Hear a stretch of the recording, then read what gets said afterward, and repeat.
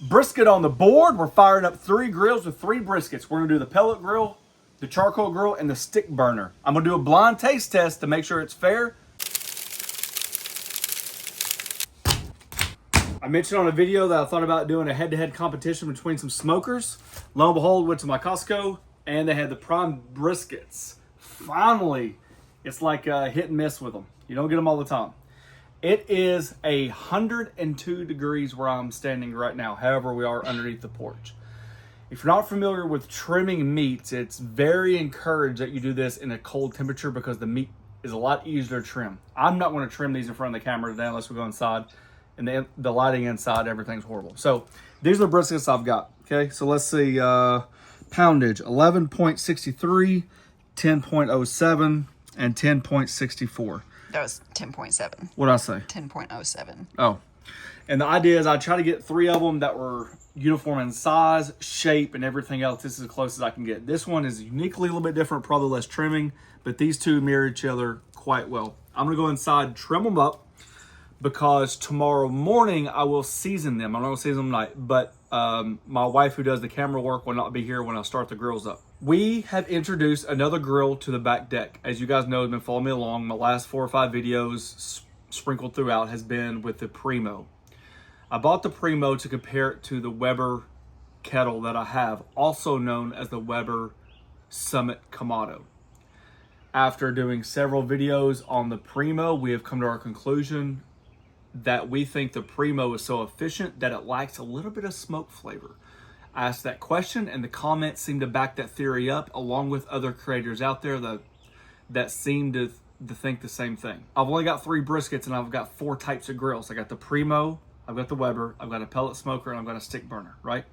I only picked 3 because I'm only gonna cook 3 briskets. I don't really think there's a reason to go with the Primo and the Weber. I think they both do an extremely fair, simple job. But I am gonna pick the Weber tomorrow over the Primo because I do feel like I can control the smoke better how I cook. With that being said, we're doing Lone Star, we're doing the TMG Pit, and we're doing the Weber. And the whole idea is I'll do a blind taste test for the first time probably in my life on camera because that's what you guys want. I don't care who wins, so to me it doesn't matter. And I can typically taste, but it should be interesting. Keep it simple tomorrow. I'm gonna do my best. The pellet smoker should be easy. My Weber, once I get it up and humming, is easy because I'm gonna have to work on that TMG. You're gonna throw a log on there every 30, 40 minutes to an hour. Perfect time for me to check my Weber. So that's what it's about. Tomorrow's about the Weber, the TMG, and the pellet grill. And the reason why I picked my Lone Star pellet grill over all the other pellet grills I have, it really comes simple. I really think the Lone Star and the Traeger Ironwood for smoke flavor only are about the closest thing I can get. I'm gonna give the nod to Lone Star because you can't add the wood chips, though I think sometimes the wood, I don't know. I do feel like the Lone Star probably puts out the most smoke possible when it comes to pellet grilling. So I'm gonna try to do everything I can to make the Lone Star the best smoker possible. I'm gonna make the Weber Summit the best charcoal grill I can possibly make it, low and slow with wood chunks, and then we'll run that TMG. Let's get to trimming. Last time you've had this one. The wood chips from Lone Star, typically about 1 scoop for every 3 to 4 scoops of smoked pecan pellets.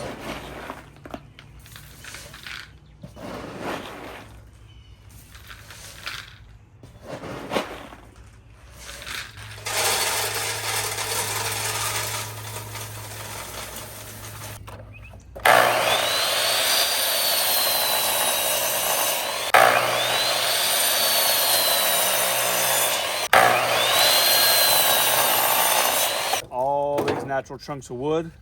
And if you cut them too big, you can still, just like that, to make small ones. First things first, to start the morning, before we even start working on the grills, you guys know our 4 amigos.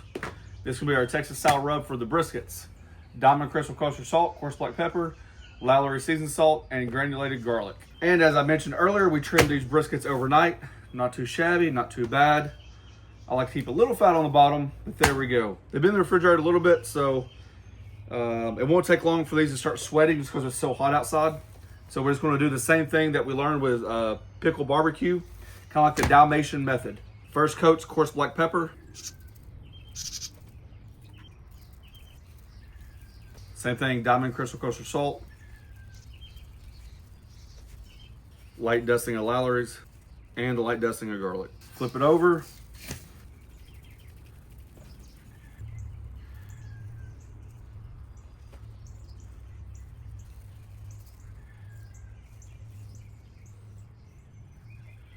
All right, one down, two to go. I'm doing the exact same way. Just want to give it plenty of time to sweat in while we get all of our grills ready. You guys have seen me build my fire plenty of times on the TMG. Just Lincoln logged it. I got a fire starter. Looking good. We're gonna start that Weber.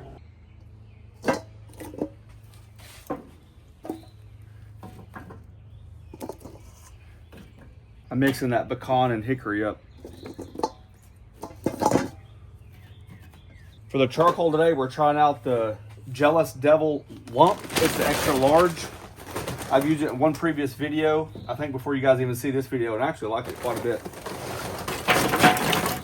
And what I do is called the lazy man's method. All I do is separate the charcoal, put it in a ring to where there's an open center. I don't count out the briquettes or anything like that, or the lumps or anything. I just let it go natural. Fill in the gaps with the smaller pieces so it's a little bit more uniform. And this is one reason why I think the Weber burns a little bit more flavor, because you're able to burn less fuel, because you can do the snake method versus the Primo, which you really have to, you know, fill the bottom up or only light so much charcoal at a time, and it's really hard to get to. So this is kind of like the reason why I enjoy this one so much. And right there, it gives you an idea of what I'm working with.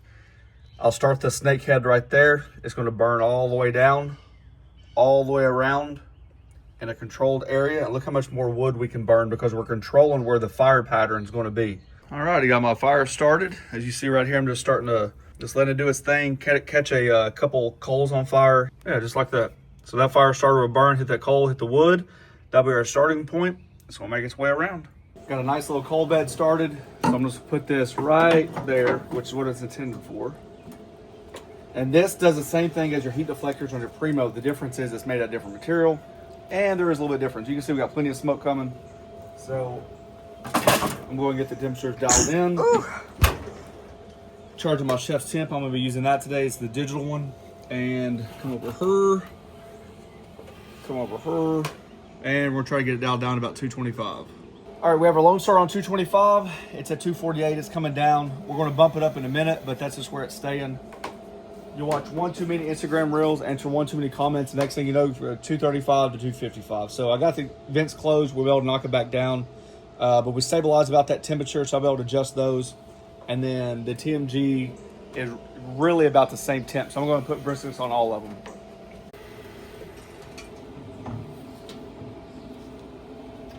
I'll split the difference with you guys. You guys say don't put the brisket on the bottom because it's too hot. I can't put it on the top because it's too close to the top. So these are my chicken cookers, beer can chicken things, so it's kind of like a little elevated.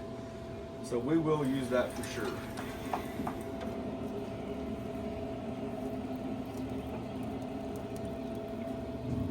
Fire pot's right here, so this should be the hottest part.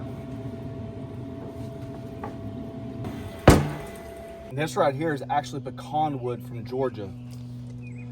So we're gonna be putting that on there. So you see right here, we're under 250, so we're about 230, 240, which is roughly the same temperatures as our pellet smoker and our Weber. Ooh, that's a pretty sign. Same idea. Instead of using the bottom or the top, I'm just going right in the middle.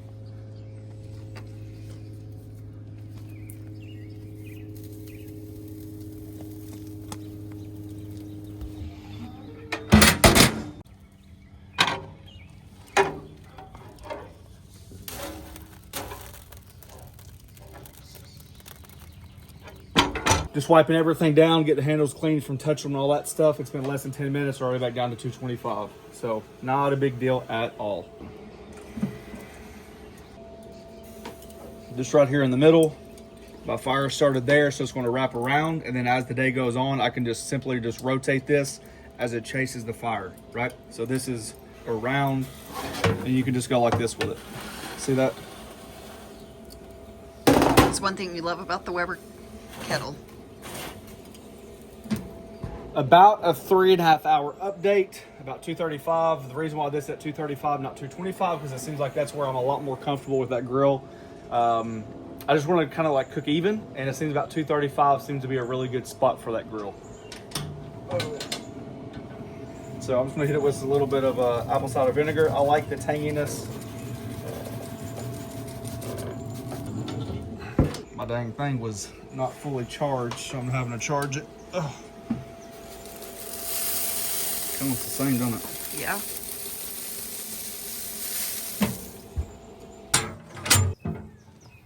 Boy, it looks almost the same dang color.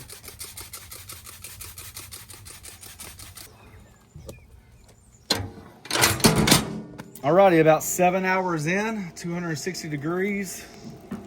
We're rocking about 180 degrees, 183 degrees, somewhere through there. This is definitely a smaller brisket. The TMG is about 177 degrees, and my Lone Star is a little bit lower than that. It's about 170 degrees.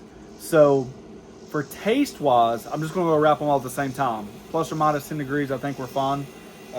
We should be good. So this is my thinking. I'm gonna wrap all 3 of these the exact same way, so I'll show you one of them. And then I'm gonna put them all back on the Lone Star pellet grills because they are gonna be able to cook evenly on there, right? So we've already, once we wrap them in paper, there's no extra smoke coming in or nothing like that. And if they do, it's still a little bit of smoke from the pellet smokers. You see how hot it is? This is my tallow. Melted outside. Yep.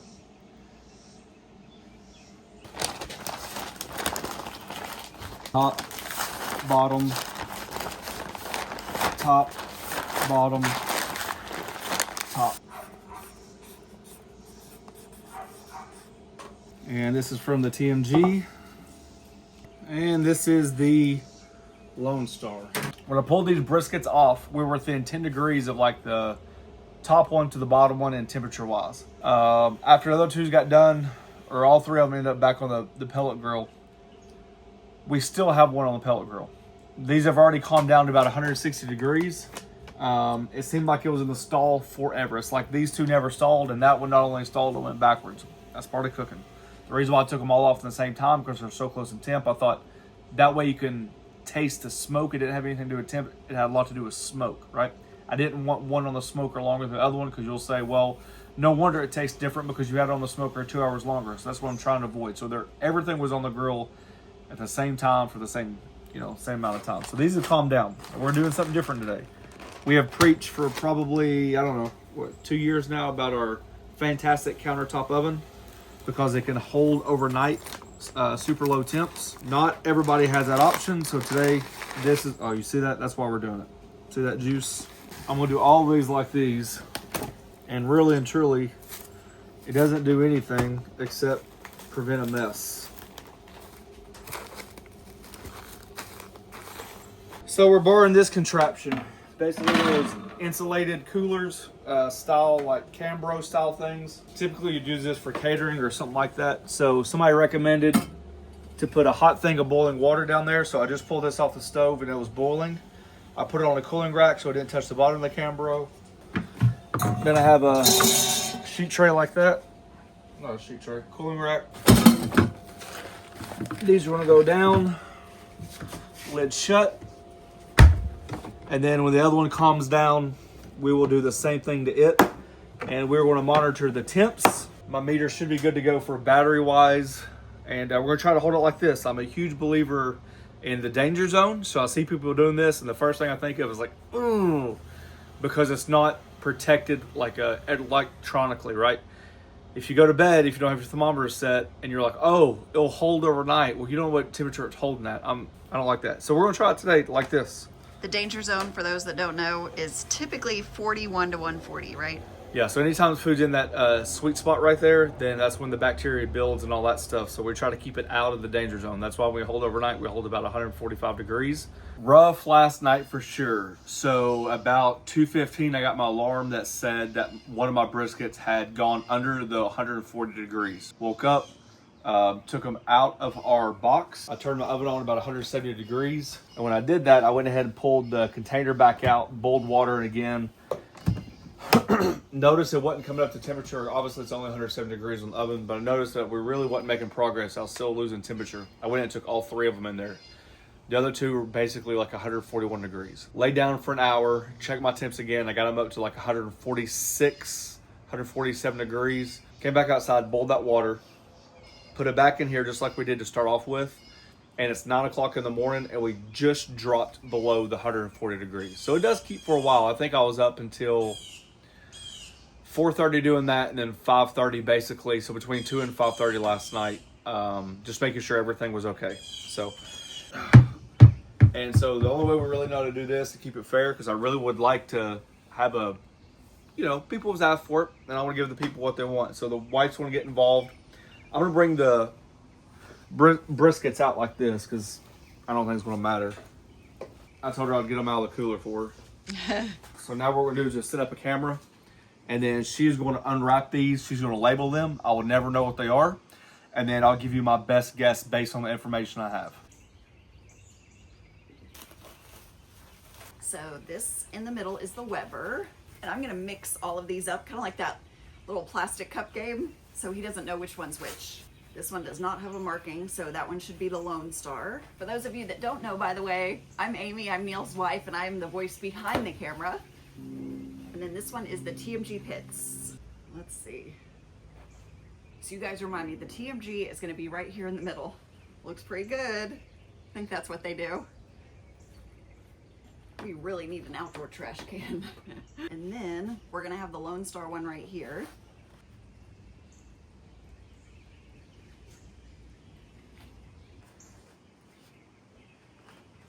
So I'm gonna write some notes. I'm gonna stick them down on the front of the cabinets so that Neal can't see, and I will label which one's which.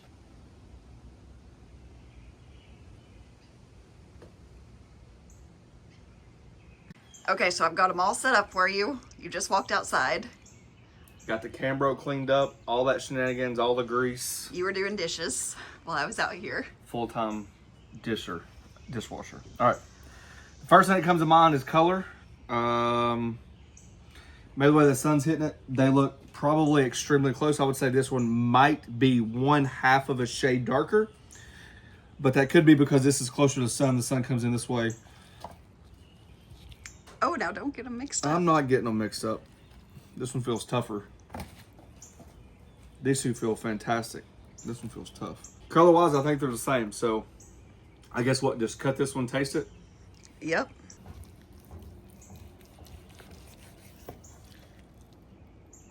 Ooh.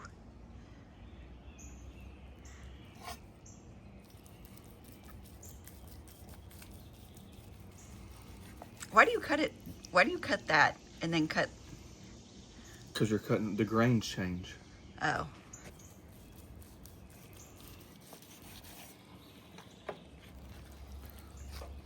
So what I want to do is keep everything tallowed on the board, and that's going to be that piece right there. I'll cut this one and move it back on the board. Somebody, I'm sure somebody will say that it's unfair because the board juices got with each other and all that other shenanigans. Ooh. Seems like a little bit more fat than I remember.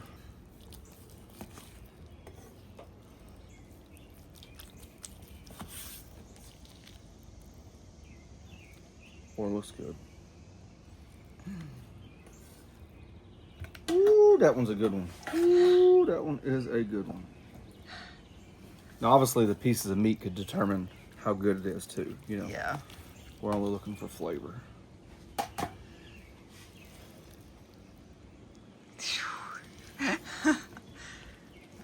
You all need to send us all your brisket, leftover brisket recipes. Golly. Boy, that one's a lot of fat.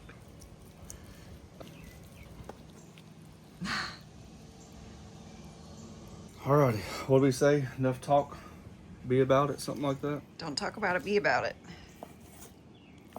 Are you going to eat them too? You're not gonna have 3 prime briskets in front of me and me not eat. So this, I'm going to eat one. the edge on all of them. Okay. I'm going to tell you right now, no matter how the results are, I nailed the seasoning finally. And I hammered the seasoning. Make sure you eat the same piece on each one. Okay. Well, that's a big bite. Hey, you're not gonna fool the audience. That's a big bite. That's damn good brisket. That's good. I mean, that's damn good. That does taste smoky.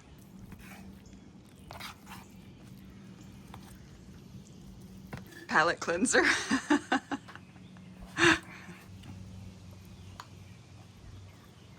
So far, my honest truth is, although I'm getting very good at brisket, there's still a long ways to go.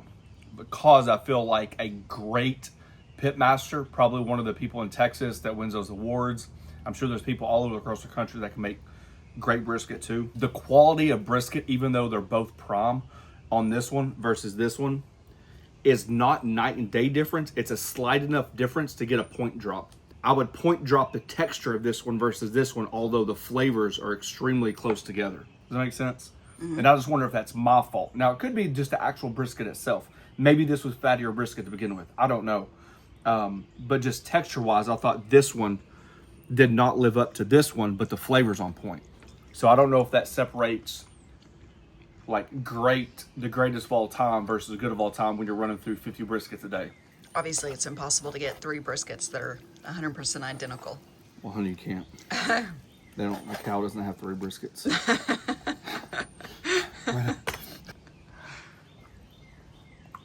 This one, just from the feel of it, feels like a different texture. Than the other two? Uh-huh. Mm-hmm. That's what I'm saying. The texture of this one feels more like a roast, I feel like. So, smokiness, what do we think? I don't know. Let's start from the bottom. I think this one's from the bottom. I don't get the smoke as much compared to... I don't know. That last bite I had of that one was pretty smoky. Okay, so less smoke. Now that damn bite of brisket was fantastic. Golly.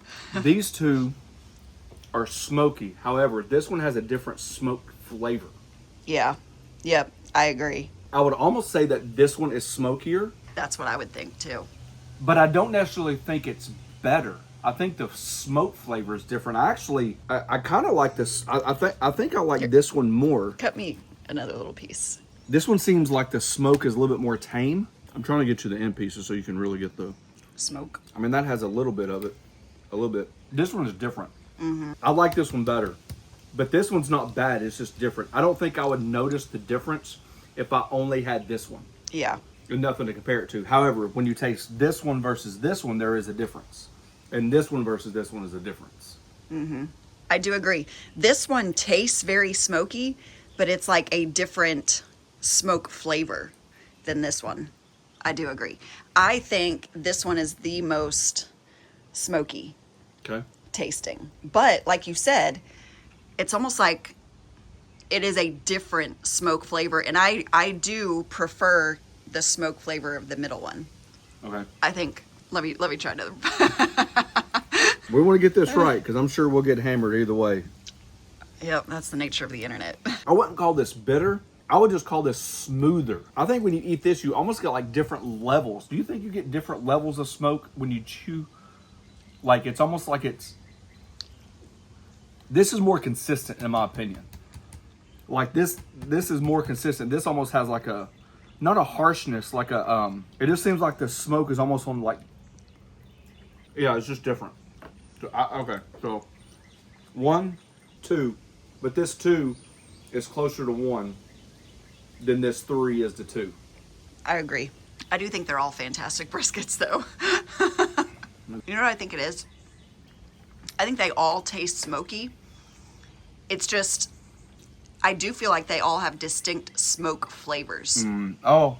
You know? Because this one does taste smoky, but it's more mild, and I feel like it's a different smoke flavor. This to me would be my palate pleaser right here. I hope you have a different opinion because they're going to say that we can, that I know the results and we cahooted with each other and everything else. Before the results come out, you're still licking your fingers. Before the results come out. There's a lot of fat to lick up, you know?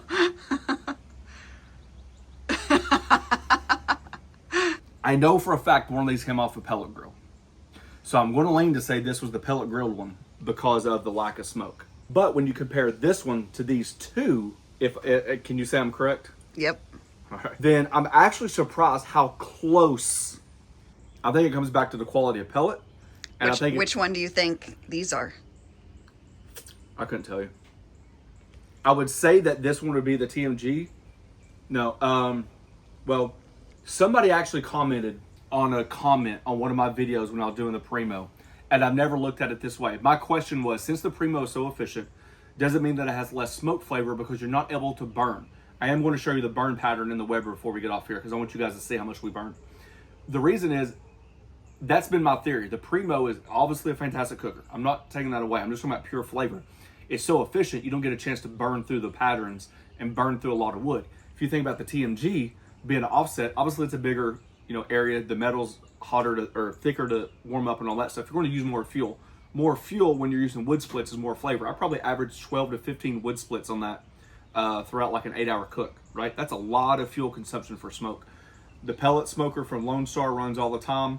And then you guys saw how much wood I added to the Weber. So somebody else commented and said, have you thought about this idea? Since it is so efficient, the Primo or even the Weber, that it chokes the fires completely and it doesn't enable them to burn efficiently.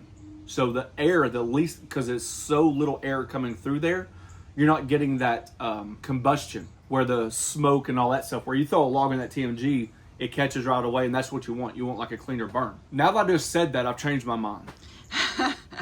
TMG Weber, because I feel like maybe closing it down was a dirtier burn, and I'm going to say TMG. Maybe because of clean burn.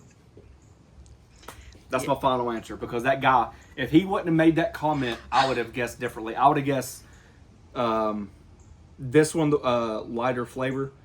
I would have guessed this the Weber and that the TMG, because I felt like the TMG puts off so much more smoke. Maybe that's why it's smokier. And I said that, it could be a hair darker. But since that guy said that and it restricts the airflow, I wonder if so Lone Star, Weber, TMG. Boy, you're correct. No, for real? Yeah. So if that one guy ever watches another one of my videos, I do read the comments and I do appreciate that. Because that was another way of thinking. That's what I've been challenging myself and the audience to do, is like, let's think of it as a community. This is not a knock on any girl, nothing like that. Let's just get better at understanding what's true, But if it weren't for that comment, I'll switch my vote. I think this one, the reason why I said the smoke is different, I wonder, let's go look at the consumption. It definitely tastes like a different smoke flavor. They all taste like different smoke flavors. I think they're all fantastic, though. And the crazy thing is on the Weber, I added the pecan chunks. And I added the hickory chunks as well because I wanted it to mirror the Lone Star. And then in the wood chips that I had inside the pellet was hickory. Chris offers oak or hickory, and I went with the hickory. So you had hickory burning the whole time along with smoking pecan. But it's going to show you how good of a pellet and smoker it is because it was able to keep up with the other two.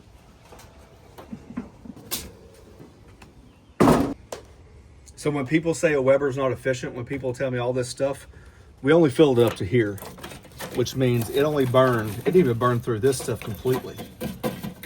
Look how much fuel is left over. And this is for 7 hours, almost 8 hours of cooking right here. And look how much is left. Which goes back to what the guy was saying. I wonder if you choke the air down so much. To be able to get the low temperatures? Yeah, that you're actually creating the opposite effect, which in theory is basically what I'm trying to say. Like, it burns so efficient, you don't have a chance to go through your fuel. So I think using the Primo and using a Weber like this, I go back to what I feel comfortable with. It's the amount of charcoal you put in there. People are like, oh, just dump a whole bag in there. I know the charcoal's left over. I understand that. I use leftover when I cook up my next thing, I'll use the leftover charcoal. I understand that. But I do think there are advantages of using less charcoal. Maybe starting using baskets, or sometimes I don't use baskets. Sometimes I just bank the charcoal like this. And then the less fuel, you can open your vents more and it burns hotter, which burns through the wood, and you're able to generate more smoke. However, saying that, look how much fuel I use from here to here versus the TMG, which burned through probably 12 to 15 logs. And I said this was smokier. Yep. Could be because that jealous devil too. We haven't given credence to that. Alrighty, folks, there you go. Now, obviously, we have a crap ton of brisket. I do know for a fact that people have been commenting because we just posted about a week ago, what do you call it? How we smoked and then sous vide a turkey breast, which came out phenomenal. It'll be hard to do anything else different. But I know people like go ahead and slice this or keep it, you know, in portions like this that the family will eat, and they'll sous vide it or they'll vacuum seal it and then sous vide it when they warm it up. That's a fantastic idea. 100% behind that. So if you guys want to comment your leftover brisket recipes, we'll be glad to make some.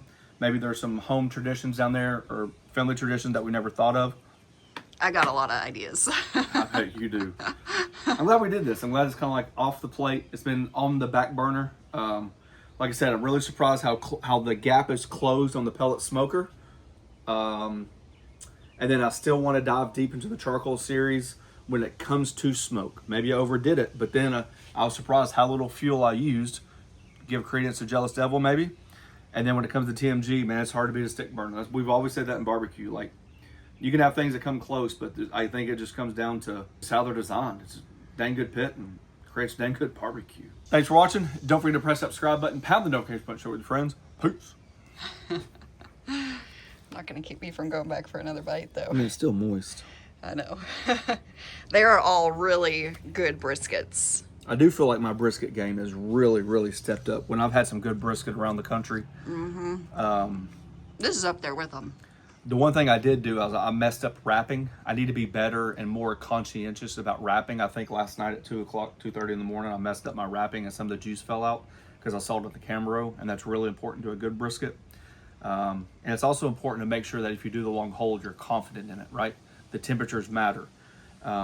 So other than that, but I think the seasoning was on point. I think if you add this right here with a couple sides and a couple beers and people walking around the stadium, they'll never know. That's how close it is. I think the gap is a lot closer than people think. They are very close. Yeah.